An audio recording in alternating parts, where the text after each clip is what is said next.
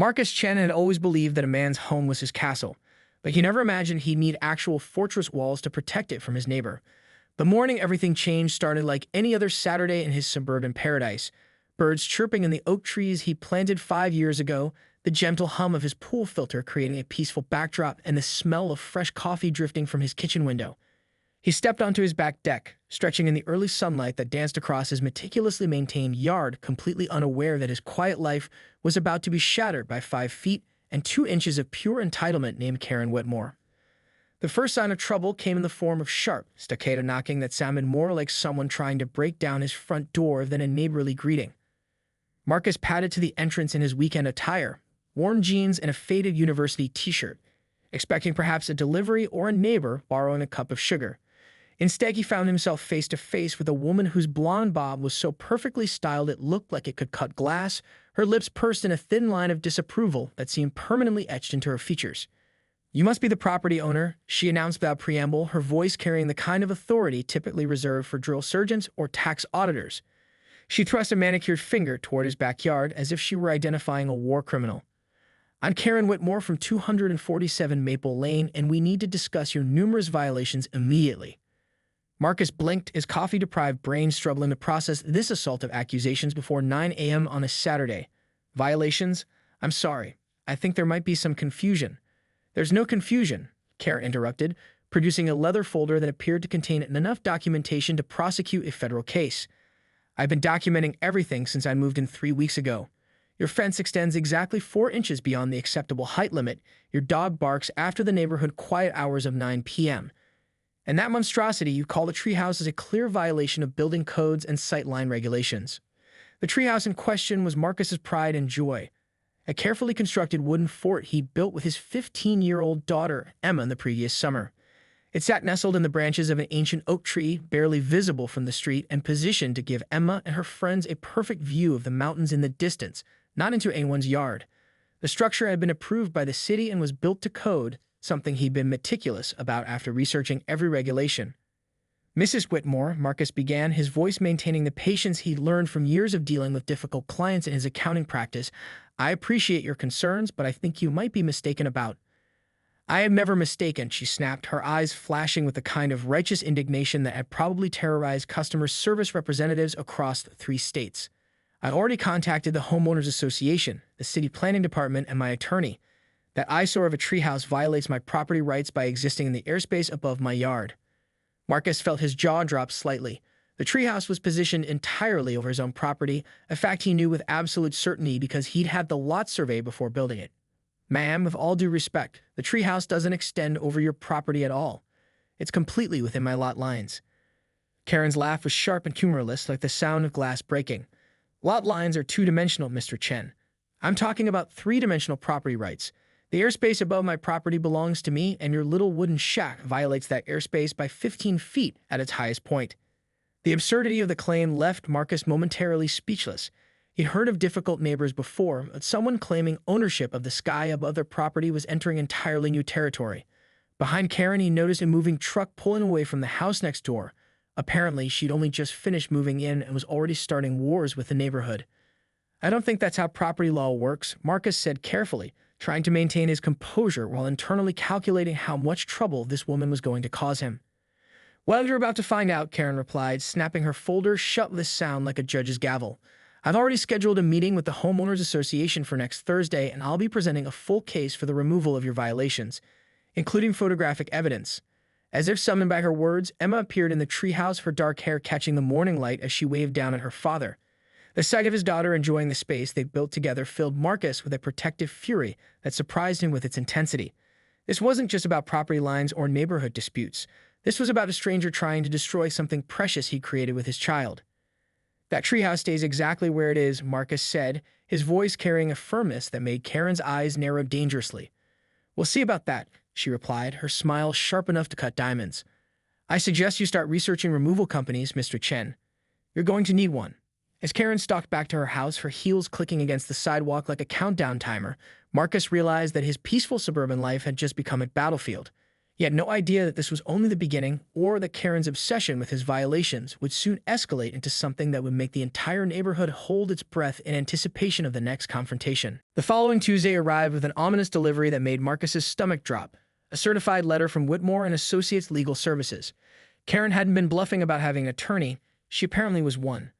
The letterhead was embossed with gold foil and featured more legal credentials than a Supreme Court brief, all designed to intimidate. The contents were even worse than the presentation.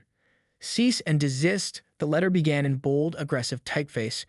"You are hereby notified that the structures on your property located at 245 Maple Lane constitute a violation of airspace rights, privacy invasion, and potential safety hazards to adjacent properties." What followed was 3 pages of legal jargon that essentially boiled down to Karen's demand that Marcus remove his treehouse, lower his fence, and somehow make his golden retriever, Buddy, forget how to bark. Marcus was still processing the absurdity of being threatened with legal action over a dog's natural behavior when his phone buzzed with a notification from the neighborhood Facebook group, Maple Lane Community. His heart sank further as he opened the app to find a lengthy post from Karen, complete with professional quality photographs and what appeared to be architectural diagrams. Urgent neighborhood safety concerns, her post began, accompanied by a photo of his treehouse taken from an angle that made it look like it was looming menacingly over her property. "New resident here, I'm shocked by the violations I've discovered next door. This structure appears to violate multiple safety codes and privacy regulations. Has anyone else noticed issues with this property?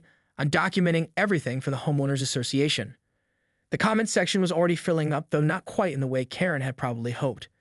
Marcus recognized names from the annual block party, neighbors he'd known for years who were expressing confusion and mild annoyance at Karen's post rather than outrage at his treehouse. "That treehouse has been there for over a year," wrote Mrs. Patterson from down the street.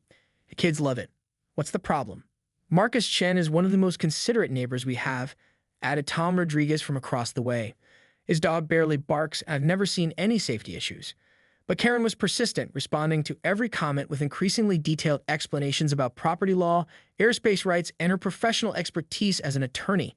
She'd clearly done her research, throwing around legal terms like trespass by overhang and constructive interference with property enjoyment. Most of the neighbors seemed to be tuning out her lengthy legal dissertations, but Marcus could see she was wearing some people down with sheer volume of apparent expertise. The real escalation came Thursday morning when Marcus woke to find a stranger in an orange safety vest standing in his backyard, holding what appeared to be surveying equipment. Through his bedroom window, he could see the man methodically measuring distances and taking notes while Karen stood nearby, gesturing emphatically toward the treehouse. Marcus threw on clothes and rushed outside, his bare feet slapping against the cool morning grass. "Excuse me, but what exactly are you doing on my property?" The surveyor looked up from his equipment, clearly uncomfortable with the situation he'd been dragged into. "Sir, I'm Jim Bradley from Precision Property Solutions. I was hired to verify lot lines and measure potential encroachments." He gestured vaguely toward Karen, who was approaching with her ubiquitous leather folder and a satisfied smile. "Good morning, Mr. Chen," Karen said cheerfully, as if having a stranger measure his backyard at 7 a.m. was perfectly normal neighborly behavior. "I took the liberty of hiring a professional surveyor to settle our little disagreement once and for all. I'm sure you'll want to be present for the official measurements." Marcus felt his blood pressure rising, but he forced himself to remain calm. "You hired someone to survey my property without my permission?" "I hired someone to survey the property line," Karen corrected with lawyerly precision, "which I might point out you seem to have some confusion about. Jim here is going to provide us with official documentation of exactly how far your violations extend into my airspace." The surveyor Jim looked increasingly uncomfortable as he glanced between the feuding neighbors. "Ma'am, I should mention that airspace rights are quite complex, and there are federal regulations that—" "I'm well aware of the regulations," Karen interrupted sharply. "I've researched FAA guidelines, local zoning laws, and property rights extensively. What I need from you is precise measurements showing how that structure violates the vertical property boundaries." Marcus watched in fascination and growing anger as Karen directed the surveyor around his yard like she owned it, pointing out supposed violations and demanding measurements of everything from his fence height to the precise angle of tree branches. She clearly spent considerable time and money preparing for this confrontation. Her confidence suggested she believed she had a winning case. The surveyor's final report, delivered later that afternoon, was not what Karen had expected. According to the professional measurements, Marcus's treehouse was entirely within his property boundaries. His fence was actually 2 inches shorter than the maximum allowed height, and there were no structural encroachments whatsoever. But rather than conceding defeat, Karen doubled down. "This report only covers horizontal boundaries," she announced when Jim Bradley presented his findings. It doesn't address the three-dimensional airspace violations I've documented. I'll be commissioning an aerial survey next. That evening, Marcus found himself at his kitchen table, staring at a growing pile of legal documents, neighbor complaints, and surveyor reports. Emma sat across from him, working on homework but clearly worried about the escalating situation. "Dad, are we really going to have to tear down the treehouse?" she asked quietly, her pencil hovering over her algebra worksheet. Marcus looked out the window at the wooden structure that had become the center of this bizarre war, then at his daughter's concerned face. Something hardened in his chest, a determination he hadn't felt since his divorce years earlier when he fought for custody and won. "Not a chance, sweetheart," he said firmly, "but I think it's time we did some research of our own." As he opened his laptop to begin investigating Karen Whitmore's background and credentials, Marcus had no idea that his neighbor's obsession with his property was about to take an even more invasive turn. The legal threats and surveyor visits were just the beginning of Karen's campaign to prove she was right, no matter what the cost to neighborhood peace or basic human decency. The first time Marcus heard the distinctive whirring sound above his backyard, he assumed it was a neighbor's new toy or perhaps a delivery drone making its rounds. It was a peaceful Saturday morning. He was enjoying his second cup of coffee on the deck while reading the newspaper, a small ritual that had become sacred to him since the divorce. The sound grew louder and more persistent, like an oversized mechanical mosquito that refused to be ignored. Looking up, Marcus spotted the source of the noise hovering approximately 20 feet above his pool, a sleek professional-grade drone equipped with what appeared to be a high-definition camera. The device was clearly expensive, not some child's toy from the electronics store, and it was methodically scanning his entire backyard with the precision of a military reconnaissance mission. "What the hell?" Marcus muttered, standing up so quickly that his coffee mug merely tumbled from the deck railing.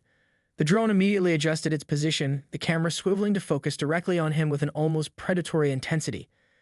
For several surreal moments, man and machine stared at each other across the morning air before the drone suddenly zipped away toward Karen's property. Within minutes, Marcus's phone was buzzing with a text message from an unknown number. "Beautiful morning for outdoor photography, don't you think?" KYU. The message was accompanied by a crystal-clear aerial photograph of Marcus standing on his deck, coffee mug in hand, with a timestamp showing it had been taken exactly 3 minutes earlier. The implications hit him like a physical blow. Karen wasn't just threatening legal action anymore. She had escalated to active surveillance. The drone flights became a daily occurrence, sometimes multiple times per day, with Karen piloting her mechanical spy with increasing boldness and decreasing regard for basic privacy or courtesy. Monday morning brought a drone hovering over his driveway as he left for work. Tuesday evening featured an extended surveillance session during his attempt to grill dinner on the patio, the device circling his backyard like a vulture waiting for something to die. By Wednesday, Karen had become brazen enough to fly the drone directly over his house, capturing footage of his rooftop gutters and even peering into his second-story windows. The breaking point came during Emma's birthday party the following Saturday. Marcus had invited a dozen of her friends for a pool party, complete with decorations, a DJ setup, and all the teenage chaos that comes with celebrating a sweet 16. The kids were having a fantastic time, diving into the pool, dancing on the deck, and enjoying the kind of carefree afternoon that makes childhood memories. Then Karen's drone appeared. At first, it maintained its usual altitude, hovering like a mechanical guardian angel of property disputes.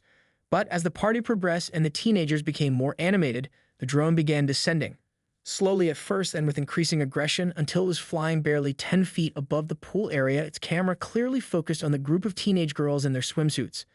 "Dad, what is that thing doing?" Emma called out, her voice carrying a mixture of embarrassment and alarm that made every protective instinct in Marcus's body flare to life. Several of her friends had noticed the drone and were pointing at it nervously, their party mood rapidly dissolving into uncomfortable awareness that they were being watched and recorded. Marcus felt a rage building in his chest, unlike anything he'd experienced since his ex-wife had tried to deny him custody rights. This wasn't about property lines or legal technicalities anymore. This was about a grown woman using technology to spy on children, to make his daughter and her friends feel unsafe in their own backyard. "Everyone into the pool house," Marcus called out, his voice carrying an authority that made the teenagers immediately comply. As the kids disappeared into the safety of the enclosed structure, Marcus pulled out his phone and began recording the drone's increasingly invasive behavior. The device was now hovering directly over the pool, so low that it was creating ripples on the water's surface. Its camera was clearly visible, a black mechanical eye that followed his every movement with unnerving precision. Marcus could see Karen standing in her backyard, controller in hand, manipulating the drone with the focus of a fighter pilot engaging enemy targets. "Karen!" Marcus shouted across the fence, his voice carrying enough fury to make several neighbors emerge from their houses to see what was happening. Get that thing away from my daughter's party right now. The drone responded by ascending slightly and beginning a slow, methodical circle around the pool area, as if Karen was documenting every angle for some future legal presentation. The mechanical whirring mixed with the sounds of concerned neighbors gathering along the fence line, creating a bizarre soundtrack for what should have been a celebration. Mrs. Patterson from 3 houses down was the first to speak up. "Karen, dear, don't you think that's a bit invasive? The children are trying to have a party. I'm documenting ongoing property violations and gathering evidence for my legal case." Karen's voice carried clearly across the yards, her tone suggesting that she viewed herself as some kind of heroic investigator rather than a woman terrorizing teenagers with surveillance equipment.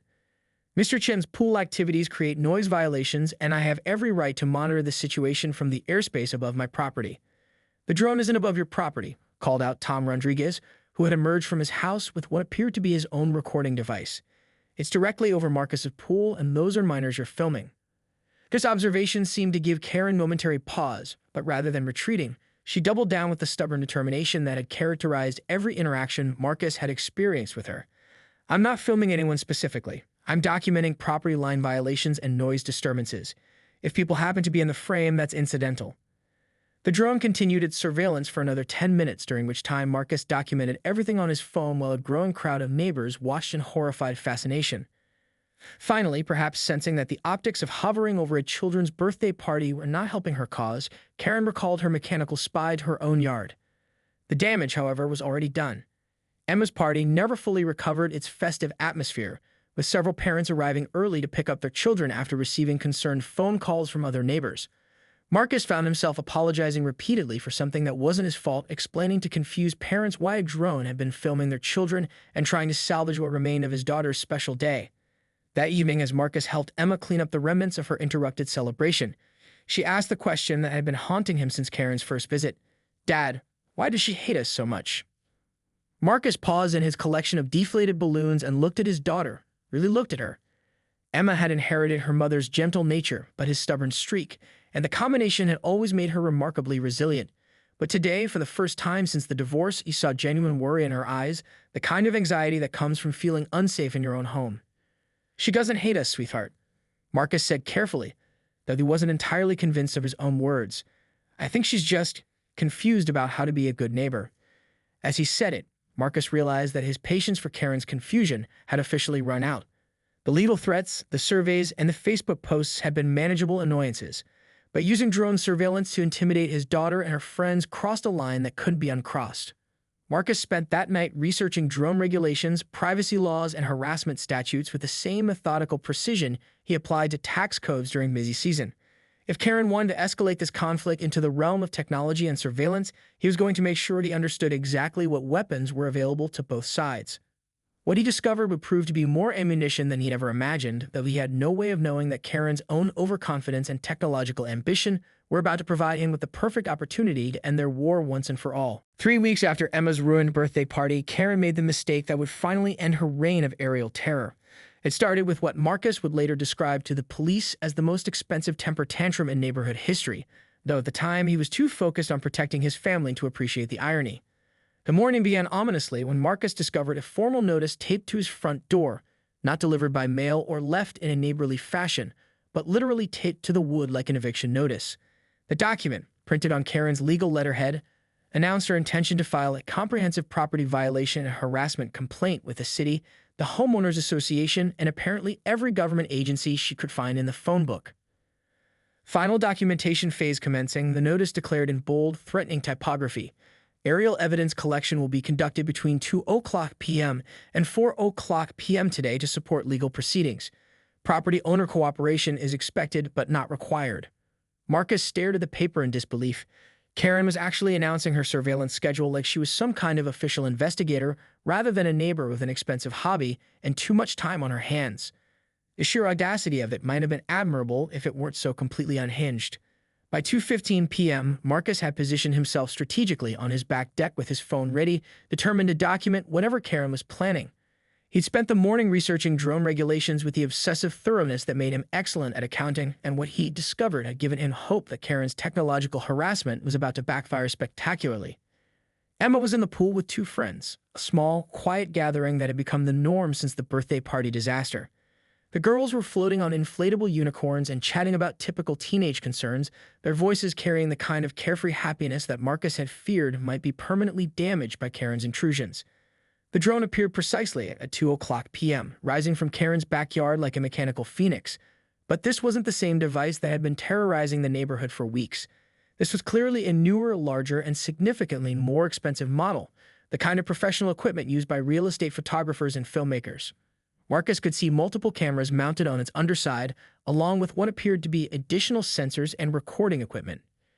Karen had obviously decided that if she was going to build a legal case, she needed better evidence than her previous aerial spy missions had provided. The new drone was equipped for serious business, and Karen was piloting it with the confidence of someone who believed she held all the cards. For the first few minutes, the drone maintained a relatively respectful altitude, circling the property boundaries and capturing what Marcus assumed were establishing shots for Karen's imaginary documentary about neighborhood violations. But as the session progressed, her piloting became increasingly aggressive and invasive. The device began descending toward the pool area where the girls were floating, its multiple cameras whirring and adjusting like the compound eyes of a giant mechanical insect. Emma and her friends initially tried to ignore it, but as the drone dropped lower and began hovering directly overhead, their discomfort became impossible to hide. "Dad, it's doing it again," Emma called out, her voice carrying the weary resignation of someone who had grown tired of being surveilled in her own backyard. Marcus felt his jaw clench as he watched Karen's expensive toy descend even further, now flying barely 8 feet above his daughter and her friends. The cameras were clearly recording, and the drone's position made it impossible for the girls to move anywhere in the pool area without being filmed from multiple angles. "That's enough," Marcus muttered, pulling out his phone to start recording. But before he could begin documenting Karen's latest violation of common decency, the situation took a dramatic and unexpected turn. Perhaps emboldened by her new equipment, or maybe just drunk on the power of technological harassment, Karen decided to attempt something she'd never tried before. The drone suddenly accelerated, swooping low over the pool in what appeared to be an attempt to capture dramatic footage from just above the water's surface. It was a maneuver that required precise control and perfect timing, neither of which Karen possessed despite her obvious confidence in her piloting abilities. The drone came in too fast and too low, its sophisticated cameras focused on the girls in the pool rather than on the obstacles around them. Marcus watched in fascination and growing excitement as the expensive device approached the pool area at an angle that would take it directly over the shallow end, where Emma's floating unicorn was drifting lazily in the afternoon sun. The drone was flying so low that its rotor wash was creating ripples on the water's surface, and Karen was clearly so focused on getting her perfect shot that she'd lost track of her altitude and speed. "Look out!" one of Emma's friends shouted, though it wasn't clear if she was warning the girls or the drone itself. What happened next unfolded with the kind of slow-motion clarity that Marcus would replay in his mind for months afterward. The drone, flying at maximum speed barely 3 feet above the water, suddenly encountered what aeronautical engineers call ground effect, the complex air currents that occur when aircraft fly close to surfaces. The device's sophisticated flight controls, designed for smooth operation at higher altitudes, couldn't compensate for the turbulent air created by its own rotors reflecting off the pool's surface. The drone wobbled and pitched forward violently as Karen overcorrected with the controller. For a brief, glorious moment, the expensive piece of technology hung suspended in the air like a cartoon character who had just run off a cliff. Then gravity and physics took over with spectacular results. The crash was everything Marcus could have hoped for and more. The drone hit the water with a tremendous splash that soaked Emma and her friends, its multiple cameras and sensors disappearing beneath the surface in a shower of sparks and electronic protests. The device's rotors continued spinning frantically for several seconds underwater, creating a whirlpool effect that was both mesmerizing and deeply satisfying to watch. Within moments, the pool's surface was littered with debris, pieces of plastic housing, fragments of camera equipment, and what appeared to be the drone's main processing unit, all floating like the remnants of a very expensive shipwreck. The girls in the pool stared in shocked silence before erupting into cheers and applause that could probably be heard 3 blocks away. From across the fence, Marcus could hear Karen's voice rising to a pitch that made dogs throughout the neighborhood start barking. "My drone. My evidence. You did something to my drone." Marcus walked to the fence with the measured pace of a man savoring a moment he'd been anticipating for weeks. Karen was standing in her backyard, controller still in her hands, staring at the wreckage floating in his pool with the expression of someone who had just watched their lottery ticket blow away in the wind. "Karen," Marcus said calmly, his voice carrying across the yards with perfect clarity, "I think your drone is in my pool." "You sabotaged it," she shrieked, her composure finally cracking completely. "You did something to make it crash. That equipment cost me $4,000. Marcus pulled out his phone, which had been recording the entire spectacular failure, and held it up so Karen could see the screen. "I have the whole thing on video, Karen. Your drone crashed because you were flying it recklessly over my property, trying to film my daughter and her friends in their swimsuits." Again. The word again hung in the air like an accusation, and Marcus could see several neighbors emerging from their houses, drawn by Karen's increasingly hysterical shouting. Mrs. Patterson, Tom Rodriguez, and at least half a dozen other residents were gathering along the fence line, all of them staring at the drone wreckage with expressions ranging from amusement to satisfaction. "That was a professional-grade surveillance drone," Karen continued, her voice reaching decibel levels that suggested she might need medical attention. "You're going to pay for every penny of damage, and I'm pressing charges for destruction of property." Marcus smiled, the first genuine, relaxed smile he'd experienced since Karen had moved into the neighborhood. "Actually, Karen, I think you're the one who's going to have some explaining to do. See, I spent some time researching drone regulations after your little performance at Emma's birthday party." He paused, letting the silence build while Karen's face cycled through several interesting shades of red and purple. "Turns out there are quite a few laws about flying drones over private property without permission, especially when you're recording people. And when those people are minors in swimwear." Marcus shrugged, letting the implications hang in the air. "Well, let's just say the authorities take that kind of thing very seriously." As Karen's expensive drone continued its slow sink to the bottom of his pool, Marcus realized that the war for his backyard was finally over. And he had won it without firing a single shot. Karen had defeated herself with her own arrogance and overconfidence. The only question now was whether she would accept defeat gracefully, or if the aftermath of her crash landing would prove to be even more entertaining than the main event. The answer to Marcus's question came within 24 hours, and it was even more satisfying than he could have imagined. Karen's response to losing her expensive drone was to double down on her threats with the kind of spectacular self-destruction that made the original crash look like a minor inconvenience. Monday morning brought another certified letter, this one demanding immediate payment for the drone plus punitive damages for willful destruction of surveillance equipment. The amount Karen claimed, $8,500, was so absurdly inflated that Marcus actually laughed out loud while reading it. She was apparently charging him not just for the drone itself, but for lost evidence, emotional distress, and what she termed professional investigative time. But Karen's mistake wasn't just the ridiculous demand for money. Her mistake was that the letter constituted a written admission that she had been conducting surveillance of his property with expensive equipment, surveillance that she had documented and scheduled in advance. In legal terms, Karen had just provided Marcus with a smoking gun wrapped in a confession and delivered with a bow.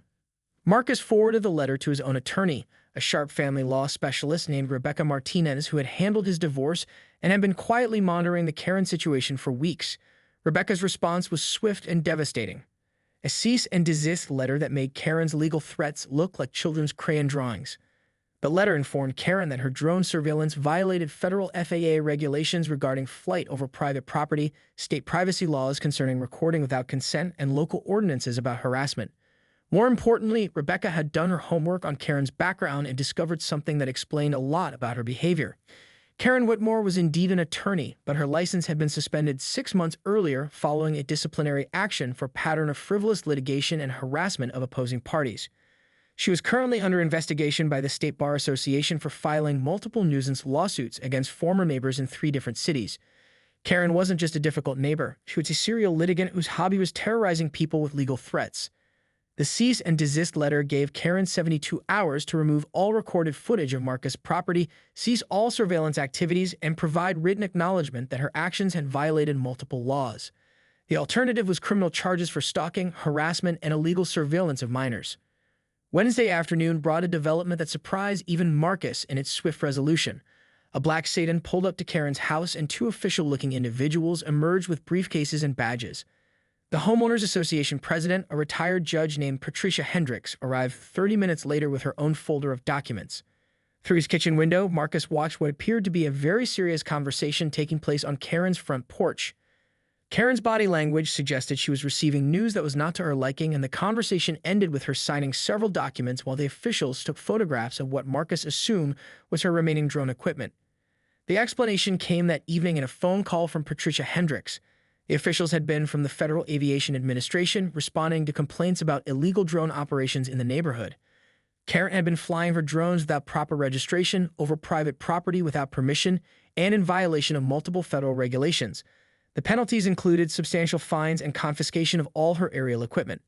More importantly, Patricia continued, the Homeowners Association has completed its investigation into the property disputes she's been filing.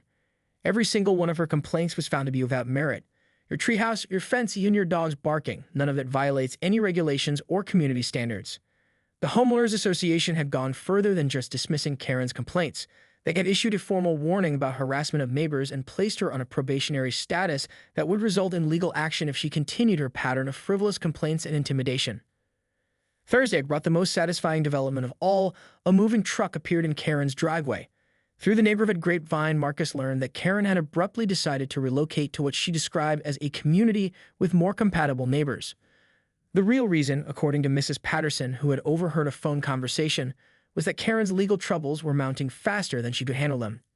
The State Bar Association had accelerated their investigation after receiving complaints from the Homeowners Association and several neighbors about her recent behavior. The FAA fines were substantial enough to require legal representation she couldn't afford, especially after losing her expensive drone. Most damaging of all, Marcus's video of the drone crash and Karen's subsequent threats had gone viral in local social media groups, making her a neighborhood legend for all the wrong reasons. Friday afternoon, as Marcus sat on his deck enjoying the first peaceful cup of coffee he had in months, Emma emerged from the treehouse with a satisfied smile. "Dad, the crazy lady's moving truck just left," she announced, settling into the chair beside him. "I think we won." Marcus looked up at the treehouse that had started this entire conflict, the simple wooden structure that had somehow become a symbol of his right to exist peacefully in his own home. Sunlight filtered through the oak leaves, casting dancing shadows across the deck where he and Emma had spent so many quiet mornings together. "Yeah, sweetheart," he said, wrapping an arm around his daughter's shoulders. "I think we did." The best part of Karen's departure wasn't just the restoration of peace and quiet to Maple Lane. It was the way the entire neighborhood seemed to exhale collectively, as if everyone had been holding their breath during Karen's reign of surveillance and legal threats. Block parties resumed, kids played in yards without looking over their shoulders for drones, and normal neighborly interactions replaced the tension that had defined the street for months. Mrs. Patterson stopped by the following week with a casserole and an apology for not speaking up sooner about Karen's behavior. Tom Rodriguez helped Marcus fish the remaining drone debris out of his pool, and they both agreed that it made an excellent conversation piece for future barbecues. Even the mailman commented on how much more pleasant the route had become without Karen's daily complaints about delivery times and package placement. 3 months later, the house at 247 Maple Lane sold to a young couple with twin toddlers who introduced themselves with homemade cookies and asked Marcus's advice about building their own treehouse.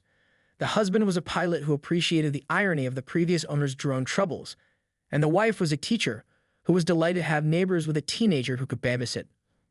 Marcus never did find out what happened to Karen after she left Maple Lane, though Rebecca Martinez mentioned hearing through legal circles that she had moved to a condominium complex with very strict HOA rules and no-fly zones. The image of Karen trapped in a community with regulations more stringent than anything she'd ever tried to enforce on others provided Marcus with a level of poetic justice that felt exactly right. On quiet mornings, when Marcus sat on his deck with his coffee and listened to the sounds of normal suburban life, kids playing, dogs barking, neighbors chatting over fences, he sometimes looked up at Emma's treehouse and smiled. The structure that Karen had claimed violated her airspace rights had become something more important than a simple wooden fort. It had become proof that sometimes standing your ground and refusing to be bullied was the only way to preserve the things that really mattered. The drone at the bottom of his pool had long since been removed, but Marcus kept a photo of its spectacular crash on his phone. Not out of spite, but as a reminder that the most dangerous enemy of a bully is often their own overconfidence. Karen had been so certain that she could intimidate him into submission that she'd forgotten the most important rule of neighborhood warfare. When you try to fly too high above your actual authority, gravity eventually wins. And in the end, gravity, along with a healthy dose of legal reality, had brought Karen Whitmore back down to earth with a splash that the entire neighborhood would remember for years to come.